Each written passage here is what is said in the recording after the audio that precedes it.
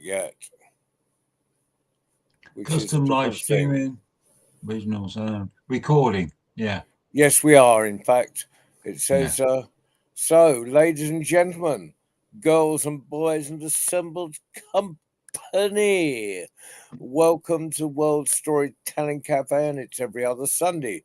Therefore, it's Mr. Mike Rust, who's hosting us for the worldwide story round. Hopefully there'll be a few more people on as the day progresses. I put it out yesterday out on Facebook in 1,000 directions. I'm getting a feedback. Hosting us the worldwide story. You're getting some weird feedback, aren't you? I am, yes. Yesterday out on Facebook in 1,000 directions. I'm getting a feedback. Well, I'm going to hand over to you, Mike, and I'm going to mute my microphone just in case it's me. I don't think it is me. Okay. Yes. Hello, Waleed. I think we're doing something wrong here. I'm getting a feedback. Well, I'm going to hand over to you, Mike, and I'm going to mute my microphone. Oh, hello. That's better. Can everybody? Is that stopped it now? Is that put your hand up if it stopped it? Yeah, that's fine. Great. Okay. Whatever was happening is stopped, so that's that sorted. Well, welcome to everybody. We're here. I am back home in Shropshire 2 weeks ago. I couldn't stay for this one because I had to get back to home. But you'll all be pleased to know that Lynn's sat in the room next door and all is good. And it was raining. It was raining and cold and wet, and the airplane was an hour late when I got back to Birmingham, which is par for the course sometimes. And I ended up. We have a toll road here, David, which we don't have many toll roads, but because it was a toll road, it's 1 o'clock on a Monday morning. I was the only one on it in both directions, and it was a bit weird. Yeah. We have a lot of toll roads around here. Yeah. Well, I don't. Politically, it's against my socialist principles. I don't actually like toll roads, but I must admit I do use it from time to time. Are we getting an echo? Keith, No. Are you getting an echo? I don't think I'm not getting an echo. But the way that the government, you think you've got problems with your government, you want to come and live in the UK sometimes, David. So. I always try to not use the toll roads around here. We have what's called access roads. We're getting an echo from everything. The government, you think you've got problems with your government, come and live in the UK sometimes, David. Yeah, everything is getting an echo. I always try to not use the toll roads around here. Everything is. Waleed, have you got two devices on in the cafe? The government, you think you've got probably go again with the UK sometimes, David. Yeah, everything is.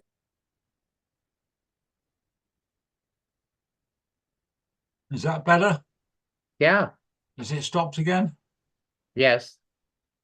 It has for me. Is it stopped for you, Keith and John? If it stopped, put your hands up. Keith, is you getting an echo? It's clear now. It was just a minute ago. It was just everybody was speaking, and then I was getting an echo. Yeah, we're all getting one. Keith and John, if it stopped, put your hands up. Oh no, it's come back again. Waleed, we're having a problem tonight. Can you hear me? Yeah, I can hear you now. It's good. Just a minute ago, it was just everybody was speaking, and then I was getting an echo. Yeah. It's okay now, I think. Everybody be quiet. Everybody be quiet for a second. Come back again. Waleed, we're having a problem tonight. Can you hear? Right. Testing 1, 2, 3, 4.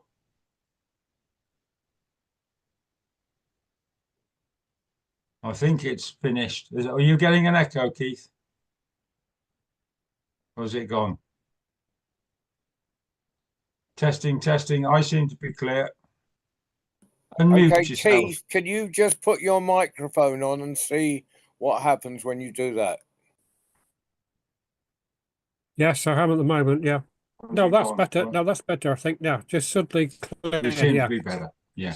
Okay. Yeah, I can hear you. It's echoing now when you speak. you just Right. put your microphone on and see what happens when you do that? Yeah, that's the second time I've heard that. Yeah. No, that's better. No, that's better. I think now. Just suddenly. No, that's an echo again. I can One, hear you. one, It's two, echoing three. when you speak. You just put your microphone on and see what happens when you do that. Yeah, that's the second time I've heard that. Yeah. Right, Keith, turn yours off. Turn yours off again for a second. No, that's an echo again. I can hear you. One, two, three. Right. Hello, hello. Testing 1, 2, 3, 4.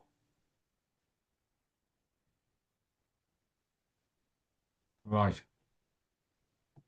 Well, it seems to be clear when I'm on. David, would you speak, please? Yes, I have no problem here. And by the way, I do have a story I'll share. Great. Keith, would you say something, please? And unmute and say something. 1, 2, 3, 4, 5, 6, 7. Well, it seems to be clear when I'm on. David, would you speak, please? Yes, I have no problem here. And by the way, I do have a story I'll share. Great. Right, can you turn off again, please, Keith? And unmute and say something. Yeah, well, I am 1, 2, 3, muted, 4, 5, and 6, 7. I can still hear lots of echoes. Yeah. Right. John, would you unmute? I do have a story I'll share. Right, can you turn off again, please, Keith? Right. Hello, Right. John, can you hear me? Can you hear me? It seems to Everything be is you, deleted. Keith. John, everything is- unmute? I don't. Can you turn off again, please, Keith? Right. Right. Can you hear me? Testing. I can hear you, John, yeah. Okay. I'm turning off. Right. Well, I'll tell you what we're going to do. Right, I'm going to tell a story, and we'll see how we get on. And then we'll go to David next, and then John, and then Keith. We'll go to you last. Is that okay? Right. So, once upon a time, not so long ago, maybe it was last week, maybe it's last month, maybe it was even last year, maybe it was even before then. A guy got home and his wife was looking really sad and there was a baby crying. And he said, "What's the matter?" And he said, "We've got no milk for the baby. There's a problem. We just haven't got any milk. I can't do it myself and we've run out and I haven't been eating very much and you're going to have to do something. What can we do?" And he said, "Stay here.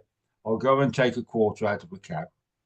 Now, for you fellas, I don't know if you know what that means, but a cow has 4 udders. And if you go and take a quarter out of a cow, you just take a little bit out of one of the udders and there'll be enough to feed a baby and hopefully the farmer won't notice. But he went out and he took a quarter out of the cow and he came back. And, well, somebody did notice because they came and arrested him.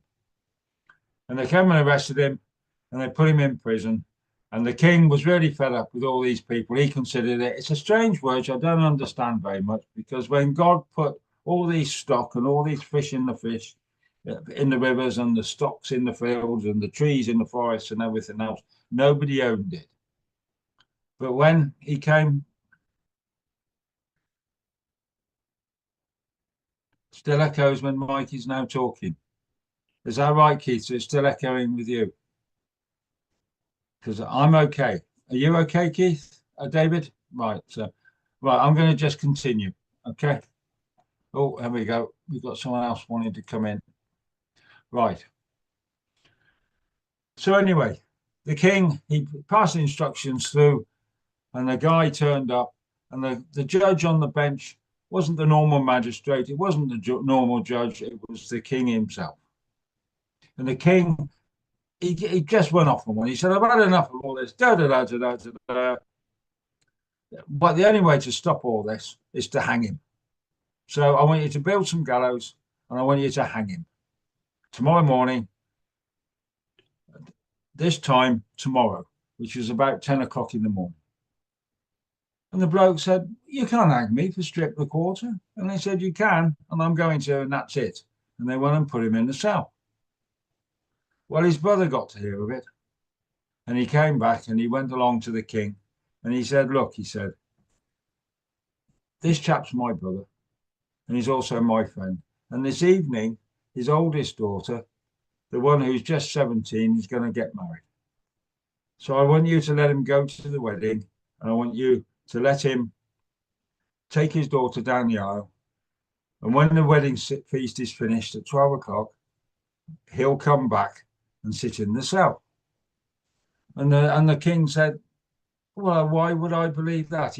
I let him out. He's just going to run away. He said, he's not going to do that. And so the other brother said, I'll sit in the cell myself. And if he doesn't come back, then you can hang me in his place.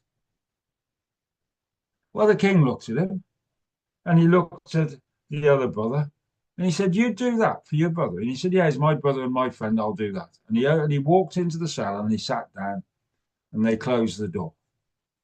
And the king looked at him and said, you're a poacher.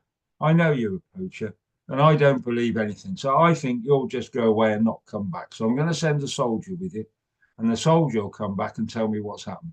But as sure as I'm sat here, for as sure I've got hair on the top of my head, if you're not back by 10 o'clock tomorrow morning, I'm going to hang your brother. And so the deal was done. So off he went, and he got there in time to the evening, and the wedding took place, and he took his daughter down the aisle, and she looked beautiful. And he stood there, and they had the feast afterwards, and it came to 12 o'clock midnight, and the soldier was waiting for him, and he was going, you're going to run away now, aren't you? And he said, no. He said, I'm going to walk back, and I'm going to be there so my brother doesn't get hung. I get hung instead. And he turned and he walked off. Well, he came to a river, and the river, Rona, it was in flood, and there was boulders coming down and white horses and all sorts of stuff everywhere. And the soldier said to him, you can't cross the river. You'll have to just stay here. And if you don't make it back in time, I'll tell the king you did everything you could. And he said, everything I could is not sitting here. Everything I could is getting across that river. So he plunged into the water, and he walked, and he stuttered, and he nearly made it, but he put his hand up through, and there was a rock, with a hole in it, and he grabbed his hand, and he stayed there, and he managed to get himself out, and just behind him was the soldier who did exactly the same. And he dried himself down. He said, I've got to get back from me brother. Well, they lost the way in the dark forest, and they ended up in a mountain. And when they worked out where they are, they knew they had to get over the mountain and down the other side. Well, at the top of the mountain, there was snow. And in the snow, there was a blizzard. But it didn't defer him. Off he went. He went all the way up to the top, and he found his way over the top, and he came all the way down the other side, and he looked at his watch, and sun was just coming up. It was 5 o'clock in the morning. He says, I have got to get back so my brother doesn't get hung instead of me. And he walked through it, and there was crowds there, and he walked through them. Everybody was coming into the town because they wanted to see what was happening. And he was there, and they didn't know who he was. And he stopped. The guard stopped him and said, who are you? He said, I'm the chap who's got to get back to save my brother. And they said, we don't believe you. And he said, I'll have to fight all 5 of you, but I'm going to get back in. And they said, you're going to fight all 5 of us? He said, give me a sword. I'll fight all 5 of you. I've got to get back so my brother doesn't get hung instead of me. So they let him in. And it was 6 o'clock in the morning, and the king was up for once. And they walked on, and they opened the door, and there was the brother waiting outside the door, and there was the brother inside the cell. And they both looked at each other and shook hands, and they both walked out in front of the king, and the king looked at them both, and he said, I don't understand this. He said, you took your brother's place so he could go to your daughter's wedding, and you would have been hung instead of him. And you, according to my soldier, has gone over a bridge, through a river, gone over a mountain in the south, and offered to five of my soldiers just to get back in time so it wouldn't happen. You two must be fantastic friends as well as brothers. And they nodded at each other, and they said, yes, that's how it works in family. And he said, well, I'll let you both off on one condition. He goes, what's that? Because I want to be the third friend. I want to have friends like you, because I'm a king and it's really lonely. And sometimes I just want to have friends. And I have never had one. I was educated at home. I just want to be the third friend. And they looked at him and they went, well, okay, but there's one thing you have to do more than anything else is you just have to come to the pub at 7 o'clock on a Thursday evening and sit down there for a couple of hours and talk to us too every Thursday, come rain or shine or everything else. That's the first thing you have to do. And the king said, right, that's what I'll do. So the next Thursday he turns up and they sat there in the pub and there's a traditional English pub owner. He's got a fire there and it's beer, like the photograph that I sent when I got back home from Marrakesh. And they sat there and they just talked about all things that are important, like football and sometimes politics and how the army's doing and what the latest cricket score is in India and all that kind of stuff. Really important stuff that you have to do. Anyway, so at the end of the session, they turned around and said, well, you've done okay. You're still on your apprenticeship, but listen, don't bring a servant next time, just bring some beer. And he said, what? He said, when you sat with us, you can go to the bar and buy the beer yourself. You don't turn around to your servant and go and get 3 pints. So he came by himself the next time. Anyway, they got Chucky. And now sometimes it's a friend's role to say something to people that needs saying. And the two of them looked at the king one night and said, there's something that needs saying to you. There's something missing in your life. So what you need is well, it's not really a queen. It's like a Mrs. King. Someone who can be your companion, have your children, be your partner, be an equal in your life and fulfill it, because you just haven't got that. What you need to be the best king of all is a good woman. And the king looked at him and said, well, I've tried that a couple of times. And the only ones I could find wanted to be queen. And they just wanted dresses and crowns and castles to live as and things like that. And then they said, no, you don't want one like that. You want a good woman. And he said, right. He said, where do I find a good woman from? And he goes, you're the king. You've got a whole bloody kingdom of them. Just go and find one that fits, like, and then you've got to look after them. And he went, oh, okay. So anyway, so I'll knock around with you fellas a bit, see if one turns up. Anyway, what happened was a year and 15 months later, about a year, 15 months later, there'd been a wedding and there was a chap there that was a king who had a little boy as a baby. Now, I missed a bit out, but you're working all out amongst yourselves, right? And he turned around and goes, the best thing I ever did was to let those two chaps off to become the third friend. So what I've got to do, and he turned around to Mrs. King and said, it's Thursday, it's 7 o'clock, I need to go to the pub and have a chat with my pals. Now, that's the end of the story. Well, it's not the end of this story because the story hasn't finished yet, because they still go to the pub at 7 o'clock every Thursday. Now, I don't know how many kings you know, but there's big kings like the one we've got on the throne, and there's the one in Marrakesh and Morocco. He's called Mohammed VI. Well, he doesn't drink much alcohol, and he doesn't live in this country. It's probably not him. But along the Welsh Marsh here, there's little kingdoms all over, like Paris and Penguin and some other things. And there's people who say they're not called kings sometimes, they're called earls and dukes and things like that. But I know a pub where one of them goes and sits down and he has a pint of beer in the winter months with his pals. And he's called the Third Friend. There you go. Now, it's a really, really old story. So it's a traditional old English story that I took up to Scotland with me when I knew Duncan and Stanley and everything else. And they knew the first part, but they didn't know the second half. And so you hear it sometimes, but the second half makes the story the whole story because it's an important part of it all. And I told it in Marrakesh, and I'm happy to tell it to you. And I'm probably going to tell it tomorrow night at our club in the Pottery in Wenlock, where you have been yourself, John. And Rona, I hope you're going to come down as well. Okay, so it's called The Third Friend, and I hope you've enjoyed that. You did. So we're going to, yeah. I know Rona, it's lovely to see you. that, Mike. I know the first half of that story. I tell that. I don't know. I heard it in Scotland. It might have been my wee brother. I don't know. I heard somebody tell it a long time ago, and I've told it a few times since, but just the first half, not your bit added on. Yeah. No, the second bit is the bit that the guy who told it to me. He said, "You've got to tell that bit. That makes it work." Yeah. Is what he said to me. I don't know if you agree, but that's what he said to me. I don't know if he made it up himself. There's that one line in it, Nona, when you're ever telling it. It's one of the best lines of all that you can tell in any stories. It's when the king turns around and goes, "Where do I get a good woman from?" And the answer is, "You're the king. There's a whole bloody kingdom of them out there." Right? It's a lovely story, and it brings a smile.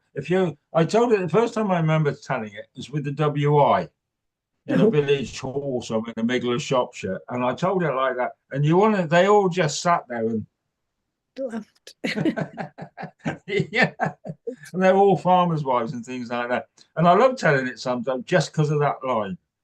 Yeah. You can tell it for that line and nothing else, right? Okay. Right. So, David, you said you had a story to tell. Yeah, I have one. Hey, Rona. Hi, David. I'm going to try to be at the next headliners. So yeah, that would be good. Cool. Yeah. I know you've heard. So sorry. So just stop for a second. What are the headliners? What's this? It's a Zoom that I run, Mike, every Thursday. A Zoom. Right. I'll send you the details if you're interested. Yeah, send me the details. I didn't know. Yeah. Yeah, and the reason it's called Headliners is because every week there's a special guest, if you like. That sounds a bit grand, but that person gets to introduce themselves and say a wee bit about why they're telling stories and how they came to be a storyteller, and they get to tell two stories. They tell one in the first half and they tell one in the second half. So if you want to be a Have I been invited? Have I been invited? Hello, excuse me. John, have you done this? You're a famous storyteller. You're on mute. You're muted, John. No, I'm an ankle liner. Ankle. Is that different from an ankle biter? Or is what we call an ankle monitor. Ankle monitor, yeah. So you've done it, have you, John? You're muted again now. No, I haven't. I've never done it. So she's talking to the two most famous storytellers in the whole of England, and neither of us have done it. Wow. Oh, yeah, she's muted herself now. You're always too busy, that's why. And it might not be very grand, but I'm more than happy to invite you both, of course. I think I have invited you.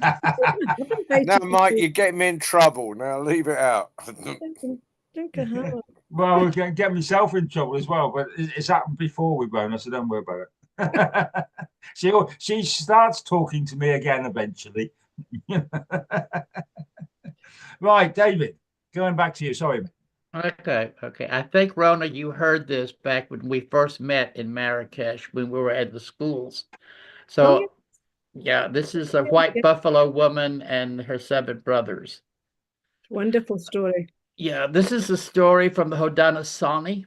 And the Haudenosaunee are the Native Americans who live around the Great Lakes. And this is the white buffalo woman and her 7 brothers. White Buffalo Woman was known in her village for her beautiful embroidery, her quill work and her beads, and making the most beautiful clothing out of the deer hides that were brought to her. And she was quite famous. She was quite famous amongst other villages also. And she was also the daughter of the chief.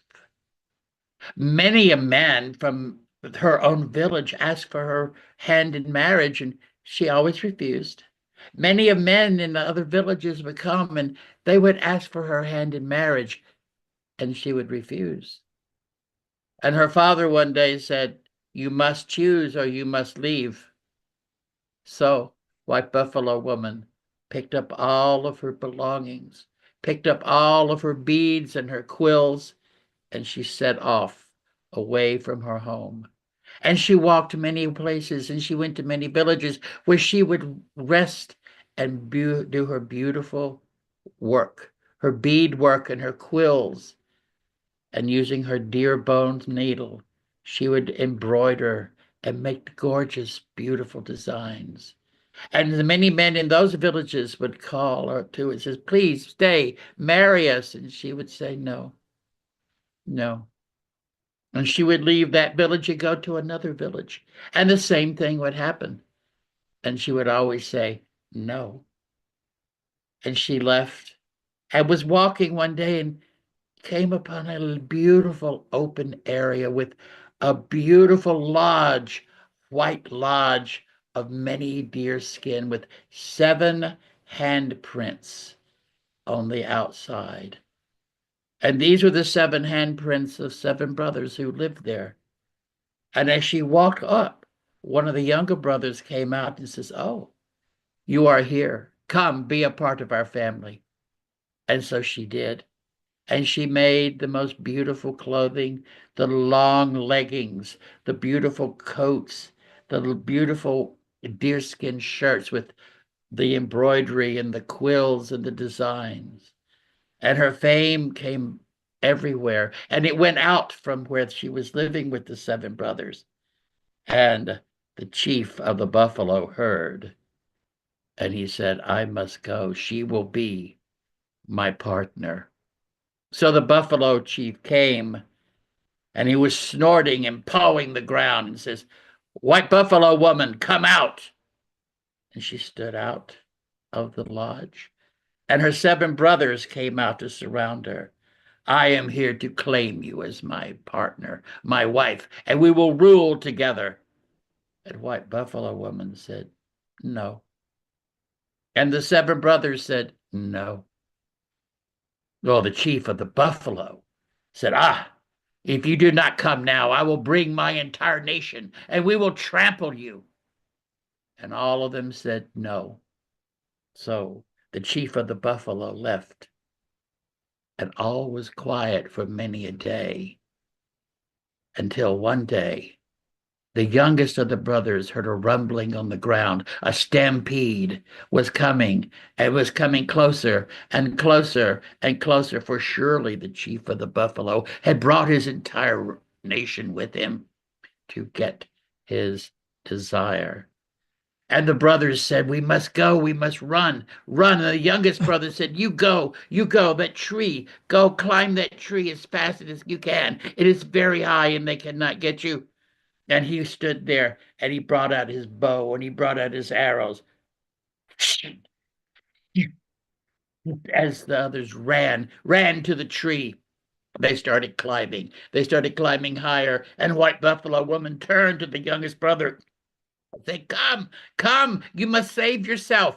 And he came running and he was climbing and climbing. And the buffalo came, boom, boom, boom, against the tree, boom, and it would shake, and they would hold on, and they would climb higher and higher and higher and higher until they came out at the top of the tree above the clouds. And they looked around and they looked down. And these, white buffalo woman and her 7 brothers, became what we call the Big Dipper.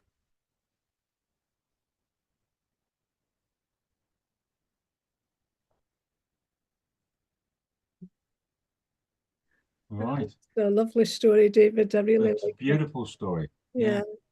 Yeah. There's I was looking into the dippers of what I call the plough.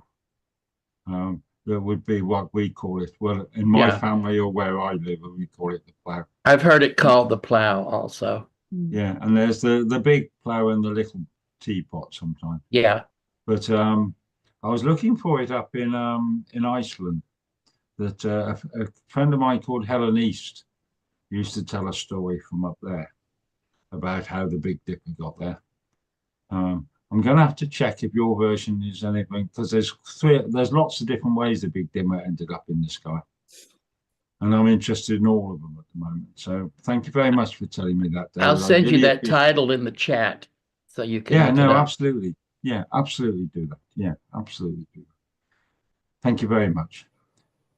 Rona, Yes, what can I say about you? if you like. It wouldn't be Yeah. anything that hasn't been said before, I'm sure. Oh, so how have you got back on since you landed back here again? Oh, fine. Yeah. Yeah, I've been cold. I just feel as if I've been feeling the cold. We call it Nesh sometimes. And yeah, that's how I've been. Anyway, so are you going to tell us a story of some kind? Sure. I'll tell you a wee story. Yeah. I'll tell you a story about the man who was looking for his good fortune. His son had told him when he was just a young man to go and seek his fortune. Even if he was, happy with what he had, he should still go and seek his fortune because it was out there. And so he did. Every weekend, every Friday night, he would take himself off after work and he would go and ask people everywhere, do you know where I might find my good fortune? And some people thought he was a bit loopy and others felt sorry for him and others were just annoyed by him. And he was married by this time and had 2 children, but still every Friday night he would take off and go looking for his fortune. And on one particular day, he'd stopped by this garden where an old woman was digging. And he said to her, do you think you could help me? Do you know where I might find my good fortune? And she looked at him with this scathing look. Your good fortune? What on earth would I know about how to find your good fortune? I've just buried my husband, young man. So don't bother me with rubbish tales of good fortune. Oh, he was horrified. He'd never been spoken to like that before. And he felt really sorry for this old woman who'd just buried her husband. So he hurried off and he went to the inn that he had been several times before to this inn. And he said to the innkeeper, do you know? And the innkeeper interrupted him and he said, you're going to ask me the same thing that you always ask me. And the answer's the same. No, I've no idea where you're going to find your good fortune. How would anybody else know that? If I knew where you could find your good fortune, I know where I would find mine. And this went on and on until at last he came across the storyteller in the tent at the end of the market. And as he walked towards her, she saw him coming. And she said, oh, I've been waiting for you. What do you mean you've been waiting for me? I don't even know you. No, she said, but I know you. I know who you are. And I know what you're looking for. And I can tell you where you'll find it. He was absolutely shocked. He said, tell me then, what am I looking for? She said, you're looking for your good fortune. That's right, he said. So tell me, where am I going to find it? She said, well, it's back in your own village. Oh, no, he said, no, I'm not having that. He says, I've turned that place over. I've looked under every leaf. I've dug up every blade of grass. It's not there. It's not in my village. She said, I'm sorry, but it is. Oh, well, he'd had enough by this time. This had not been a good visit. It had started off badly and it was getting worse as the day went on. It was only Saturday evening. He wouldn't normally go home until the Sunday, but he'd had quite enough. So he started a long trek home. And when he got home and opened his door and walked inside, his little daughter came running. Daddy, you're home early. Yes, can we have games tonight?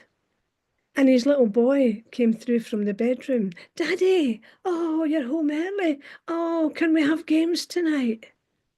And he looked in the kitchen doorway and his beautiful wife looked and said, oh, you're home early, dear. Are you okay? Are you ill? Is anything wrong? He said, no, I'm perfectly fine, thanks, my dear. He says, I've just realised that what I've been looking for all this time is right here. I've got all that I could ever want. I've got all the good fortune that anybody deserves. And so it was. It took him all that time to find his good fortune. It was right there in his own home with his lovely wife and children. And he did as his father said. He held on to it.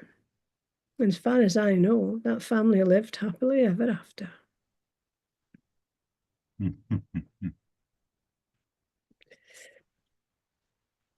That's a lovely style. I love that stuff.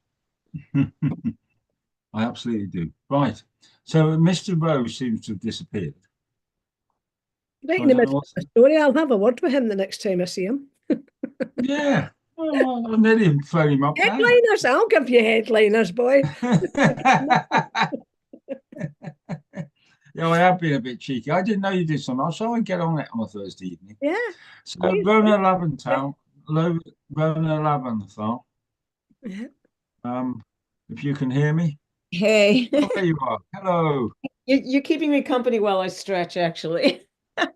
Okay. I have to go out and deal with the snow. We just got some snow last night. So I gotta go do that soon. I just need to stretch first. So where are you geographically? I'm in the Kingdom of the United States. Kingdom of the United States. In Massachusetts. Massachusetts, right. Yeah. Okay. Right. Okay. So keep stretching. I thought I'd spare you my routine. Well, no, that's right. So we've all done one each. John's disappeared. I think Keith's having trouble logging in. Do we want to go around again, or do we just want to have a chat about stuff, or do you want to call it? So what do you want to do? David, Is there any story? Is there any story you're particularly looking for in any way that I can help with?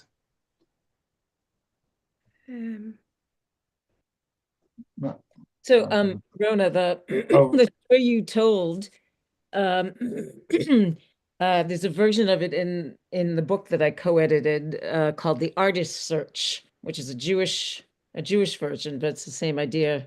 Someone goes off looking for happiness, I think it is, if I remember correctly. I can't even remember, but it's the same idea. Yeah. I tell a story of the man who went searching for truth. Yeah. Yeah. There's quite a famous one about when he goes out and he gets to the end of the world, and then he turns around and he's every time he just turns it down till he gets to the end, and either the wolf or the lion eats him because he's hungry. The wolf eats him, yeah. So the lion, how does the lion eat him? Oh, he goes looking for his luck. And he gets to the end of the world and he meets God, and God says, "You're not just looking hard enough." So he goes back, and the tree says, "Well, the reason I'm not a very healthy tree because there's a big box of gold underneath it." Right. And he turns around to the widow, and the widow says, "Why don't you just come here and live with me, because I need a husband and we've got a nice farm," and all the rest of it. Then in the end, he gets the last thing is it's either a lion or a wolf. And the lion says, "Did you find your luck?" And he said, "No." And he said, "Well, I found me dinner." Yeah. Actually, I heard what was the advice? What was my advice? It was you to eat the first silly fella that comes along, and he does. Right. Yeah. Yeah, that's it. Yeah. That's the one. Old versions of that story actually in Marrakesh. Yeah. So yeah. John, And the other one from mine, John. Pardon? John, you missed the end of my story. I know. My computer died. I thought I had it on charge, and it was lying to me. So I'm now on the phone. Oh right, okay. So I apologise. No, I don't. I'm on a joke. It was not. Don't take it personally. No, I don't. I'm on a joke. Anyway, are you doing some poetry or a story tonight, John? Well, I was thinking of doing a story because I haven't got a poetry handy. I was going to do one following David's. Well, but I don't know it very well. It's only know 2-second version, so I'm not going to do that. So, well, maybe it will. It's a 2-second version. Well, it's from Lapland, and it's from way back in time, and it's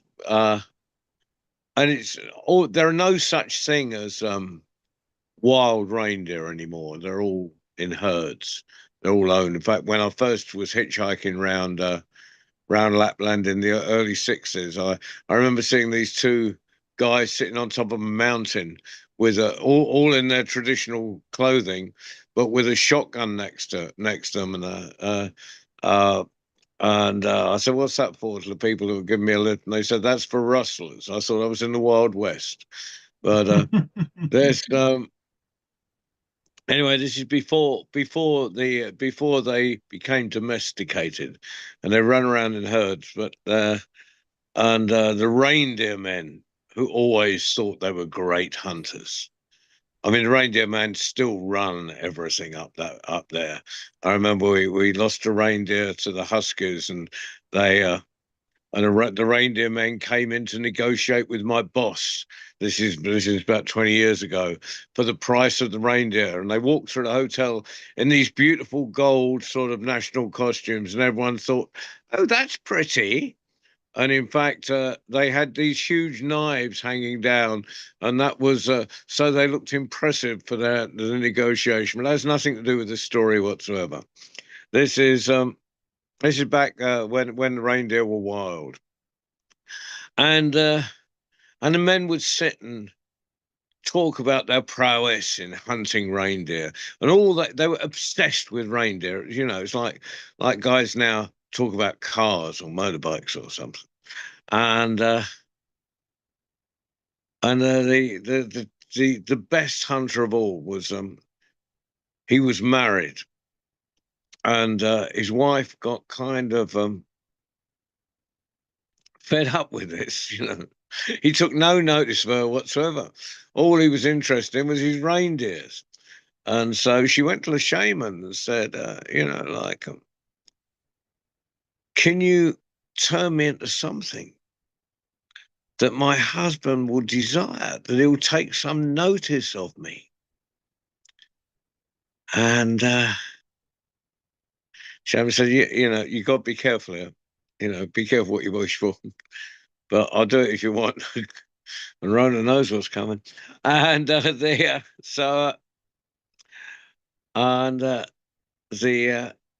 shaman turned her into a white, and this was reminded of the white buffalo of David Thompson's story. It reminded me of this one.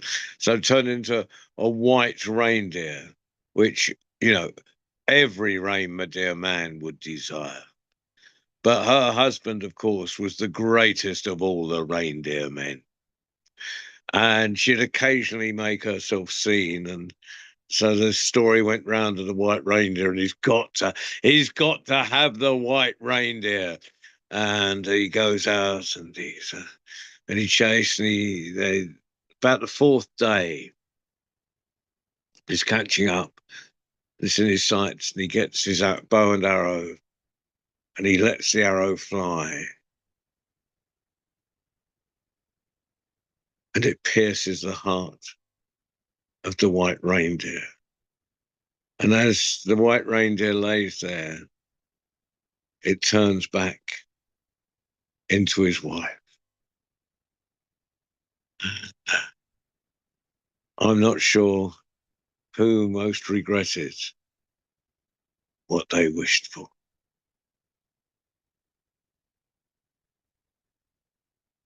Yeah. That's a great story. Where's that from, John?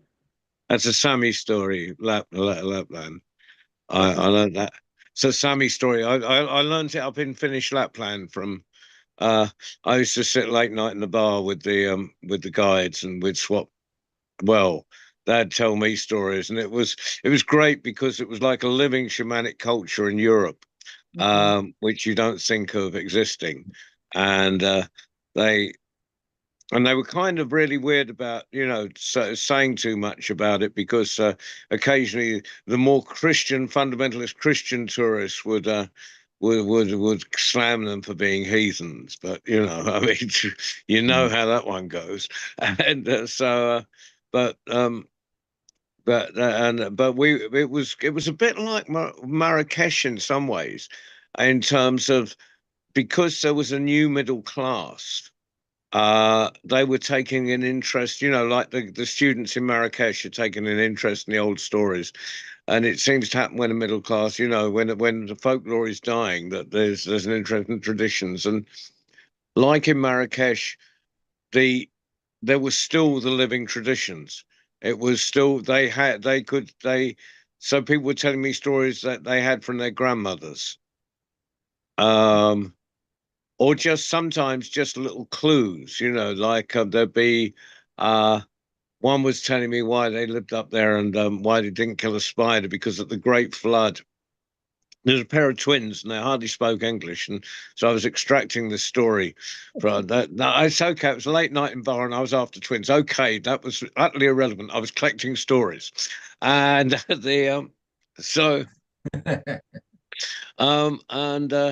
so there was the Great Flood, and so they went and hid in a cave high up in the mountains, but the waters kept rising, and a spider, it was about to come in, and a spider wove a web so strong and so tight that it held the water back. And in respect for the land, they've never left that harsh land.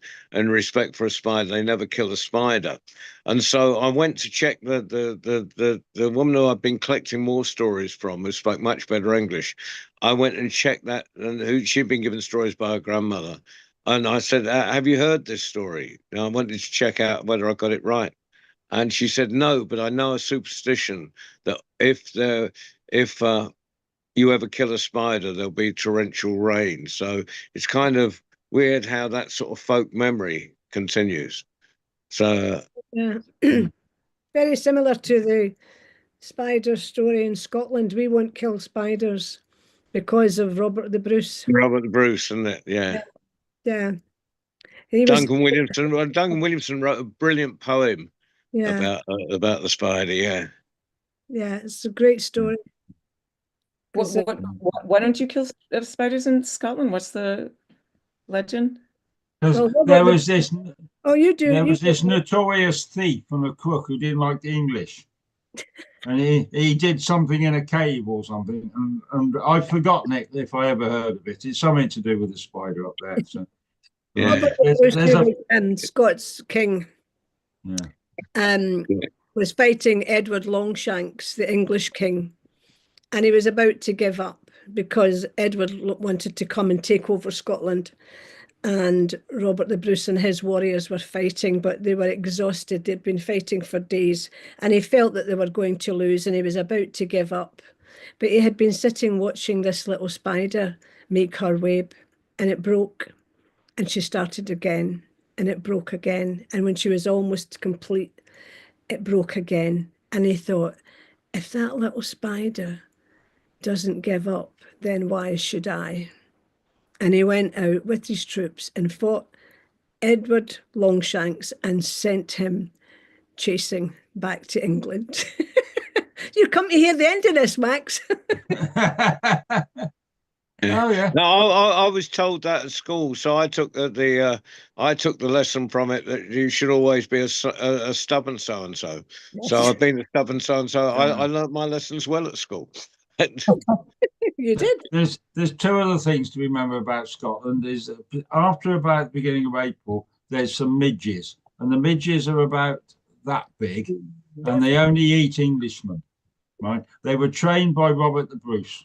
Right. So if you go there, you can stand alongside a Scotsman, and they'll all just eat Englishmen. Right. If there's an Irishman and a Welshman there, they'll just go for the Englishman.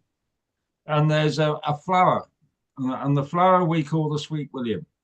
And it was named after William, the Duke of Cumberland. It's called the Sweet William. And I have some in my garden, and they're beautiful, beautiful flowers. In Scotland, they're called the Stinking Billy. Because they were named after Duke of Cumberland. Which battle did he win, Rona? I forget. I know. Because you tell He all was these stories, but probably you know. ideologically unsound. Absolutely, yes. There's two They things talk that- about all these battles in Scotland, but they never talk about the final scoreboard. I Wait, need to listen, tell you about- I'm here in England, Mike, right? Yeah. Because I've got 5 kids and 6 grandchildren, and they're all here in England. Both my Yeah. son-in-laws are English. All of my grandchildren were born there, despite me trying to drag my daughter over the border when she was pregnant.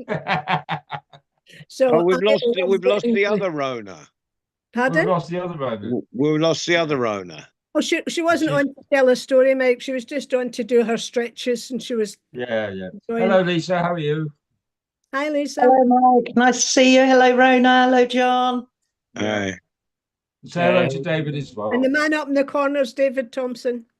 Hello, Well, David. over in your corner, of course. Who you would have met had you come to the Marrakesh Festival before. Okay, he wasn't The there this second time. one. then. The second But one. he was doing political things this year, I think. And No, We- I'm on the planning committee for the Texas Storytelling Festival. oh yeah, you are, don't you? And we're Yeah. meeting every week the closer it gets in March, so I couldn't come. Yeah. Yeah, look for that. Yeah, ask them why they never booked me when I used to come to Texas. I did put your name in for the 2026 featured teller. Oh, yeah, So that's a good call. I Yeah, that's a good call. I was only being no, but I'm being cautious. serious, John. Thank you very much. Thank you very much. Yeah, for yeah. that. Yeah. So, Lisa, you're here to tell a story, to listen, play a tune, or Oh, gosh. Well, I've come to just show my face and say hello and listen Well, for a bit. But I hello. don't mind. Yeah, I don't mind telling you a little poem. yeah, poems are Yeah, good. or a Yeah. story. It's the in club poetry. tomorrow. So, where are you geographically? I'm in Tell everybody. Glastonbury. Glastonbury.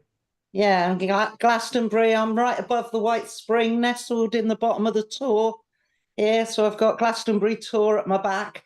So you're the guardian of the White Spring. I knew it. I knew it. Is that the spring that does this the gardens? No, Chalice Well is the one that's got the gardens. That's across Right. the street from us. Right. They're our posh neighbours. Yeah, we're Right. on the other side of the road. And we've got, it's kind of like a water reservoir that we've built shrines in to Bridget and King of the Realm of Fairy and Our Lady of Glastonbury. So, yeah, it's quite a Some place. kind of hippie then, Lisa. Yeah, I might be a little bit hippie, just a little bit. I'll go with hip. Yeah. Yeah. So yeah, I'm happy I to was tell a short poem if you like. I'd love for you to do. Please do. Yeah. Okay, so this poem comes from the Tale of Taliesin. Ah, And the Tale of Taliesin is all about a witch named Ceridwen who had a son who was terribly ugly. She had a beautiful daughter as well, but the story doesn't talk about her because she was beautiful and she just got on with her beautiful and wise business. But the ugly one, Morfran, was the one that is talked about.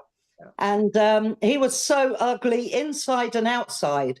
So Ceridwen thought he's never going to get on in the world. He's never going to be accepted in the court of Arthur. I'm going to make a potion for my ugly son. And so she put a blind man and a young boy to the task of tending the cauldron while she went around for a year and a day, collecting herbs and roots and flowers from all around the world and putting them in the cauldron at the right time. So a year and a day is a long time to keep a cauldron going. So she put a young boy called Gwion back in charge of the cauldron. And they brewed the cauldron, and then it came to the point where my poem starts, which is where the cauldron was just about ready for her son to receive the 3 drops of wisdom. But it didn't go quite as she planned. So here's the poem. Nature applauds us with cheers of thunder and cascades of rain. Every moment under her grasp, so tenacious, she threatens to take me, to devour and love me, and yet forsake me. Gwion am I, who took from her cauldron the 3 blessed drops of pure inspiration. Oh, she's not happy. She's making a fuss. She will tear me apart, and I know that I must flee the enchantress. So crooked, yet fair, there beats in my chest the heart of a hare. I dart over earth with a hound at my heel, the start of a quest to discover what's real. And so I embark on my fateful folly, seeking to find I am not my body. Well, rain claps the river and cold water beckons. My sense of self, just another obsession. I dive in the water, my heart skips a beat as my salmon body leaps into the deep. Transformed into otter, she threatens to eat me. Still, I am determined she won't defeat me. So I sweep the rivers and scale the oceans, seeking to find I am not my emotions. Now cold blue lightning lashes the water, and I know that the otter bitch will not falter. So fins turn to wings, and I take to the air, hearing the birds sing of freedom up there. But her hawkeye is on me. She's still on my back, clipping my feathers, poised to attack. I look to the wind, ask how I'm defined, seeking to find I am not my mind. And now, as my body descends from the flight, the clouds reveal a crescendo of light, and riding its rays, I blaze into the corn. I await the goddess. I will be reborn. Surrendered, devoured, I am not beaten, as by the holy Ceridwen I am eaten. I grow in her belly 9 moons and a day. I am birthed and rebirthed and then cast away, swaddled in crane skin, thrown in the sea. There I come to all knowing, or it comes to me. And there stops my seeking and wishing to be, for what I was seeking is resting in me. And as you can tell by the fire in my head, I am the great bard, Taliesin, thrice blessed. Oh. Oh, wow. And you just popped that in off the top of your head, did you? I just, yeah, that was a bit fantastic. Yeah. Yeah, I know the just a story, tad. but I had not heard the poem. Yeah. the poem is one of my own poems that I'm a bard of Glastonbury as well. I'm one of the elder bards of Glastonbury. I won the chair a little while ago, and Good that's for one you. of the poems that I've created. Wonderful. Absolutely wonderful, Lisa. Oh, thank you. I'm glad you all enjoyed that. Ah, and to our listener, welcome. Welcome, it's Rachel from America. It's lovely to see you here, mate. 3 Rachel, I know a.m., it's yeah. 3 o'clock in the morning and we won't say anything else, but it is lovely to have you here. And I did enjoy your stories in Marrakesh. I really did. Yeah, me too. Yeah. Okay. Yeah. Right. I didn't get to hear you, Rachel. I have heard you before, though, and wonderful, of course. Yeah, she's the Canadian lady who's now living in, is it Singapore or Hong Kong or somewhere like that? Hong Kong. I met her in Jakarta. Yeah, she tells Well, these that's why it's personal- 3 a.m. because she's in Hong Kong. Yes, yes. Yeah. Thank you, Hong Kong. Yes, there we go. Yeah. And she tells the personal stories the way that the Americans do.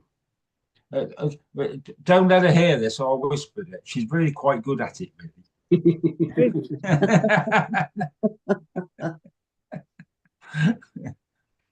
Right. Well, we've been going an hour. So that's not bad. Yeah, that's okay. Yeah, that's fine. Yeah, okay. So I think so. We'll call it, shall we? An old meeting. Yeah, have you got any parish notices, Mike? The only I'm in bed listening to too much information. Right. No. Okay. Well, Yes, I've got a next- couple of right. Carry I'll on. go first. It's our club. It's if you're ever in Much Wenlock on the second Monday of the month in the Pottery, we're doing our club, which is storytelling primarily, but we have music, we have poetry, and it's a spoken word club now. And everybody's ever so welcome. We are having a festival in October again. It's the second weekend in October, and we've got some ideas about that. And the other thing that's breathing away there for all of us that were in Marrakesh for the week, there's been a shout out to what do we do with Baja, however you pronounce it. And so Sim and I have got together, and hopefully if it works, Lucy and Sim and I are all getting together on a Zoom meeting. That's Lucy Anderson Woods, Lucy Wood. And we've got an idea to come up to how to push that forward, and something that we will put into our festival here in October. So lovely. And on Sunday, come to think of it, well, there's for those that were in Marrakesh, there's a Zoom meeting, but Lucy hasn't given me the link yet. Yeah. So So there's a Zoom meeting next Sunday on the 16th of on the 16th of February. Because on the 16th of February, I have. Oh no, it's not this. It's not this Sunday. It's the next Sunday. It's the 16th of February, 8 o'clock in the evening, 8 till 10. Yes, I know it's the 16th of February because that's who understands this expression? 70 years and 10, because that's my birthday. Wow. No. You understand 70 years and 10? Oh yeah, yeah. A little biblical there, Michael. Well, I just don't like to say You 70. don't like the actual number. Basically. But Yeah, Michael, I'm no. older than you, so hey. But John Rowe's loads older than me. Well, we know It's that. years and years older than me. He is like, Yeah. Well, and Rona's about 10 years younger than I am. So, yeah. No, I'm older than you, Mike. Yeah. That's why I'm wiser. right. So next Friday on the 14th is Michael Kerrins for our Valentine's. children's stories. My wee brother. So then on the 16th there'll be, when Lucy puts up the link, there'll be 8 o'clock in the evening. There'll be a sort of follow-up to Marrakesh, Do you know what where time- we've got a strict time limit, where people are invited to tell stories, but really strict time limits on them. Yeah. Yeah. What time is that at? Do you know? That'll be 8 o'clock 8 till 10, because that means Okay. that everyone can start. You know, it'll be early in the morning in the Far East and late. But it's almost impossible to get a time that suits everybody. Yeah. Well, I've got So the message as well about Thursday evenings, my headliners.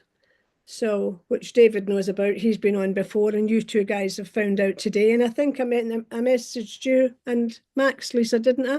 Yeah, sadly we couldn't make it this time, but it's still on our schedule. So and put it up on the World Storytelling Community page. Yeah. Is this every Thursday? Every Thursday. Every Oh, Thursday. right, okay. Yeah.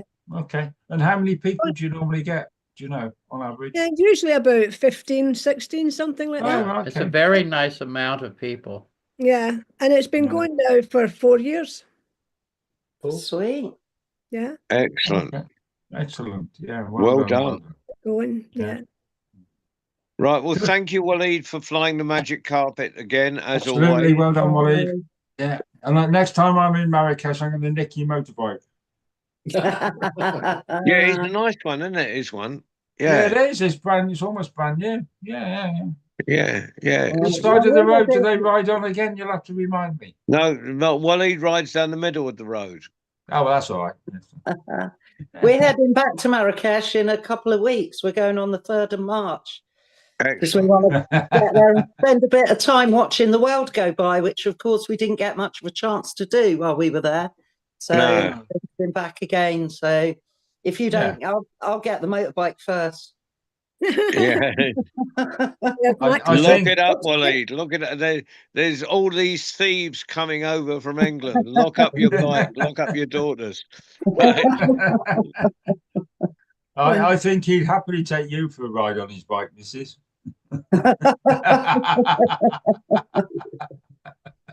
yeah. But I do fit Max on as well, though, Willie.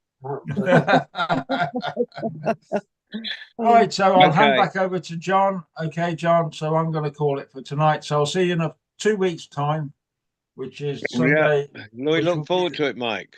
The 3rd, is it? The 2nd or 3rd of March? Something like that, right? It's that's what I'll tell you. Yeah. It'll be so what are we on? We're on the 9th today, so it'll be the 23rd.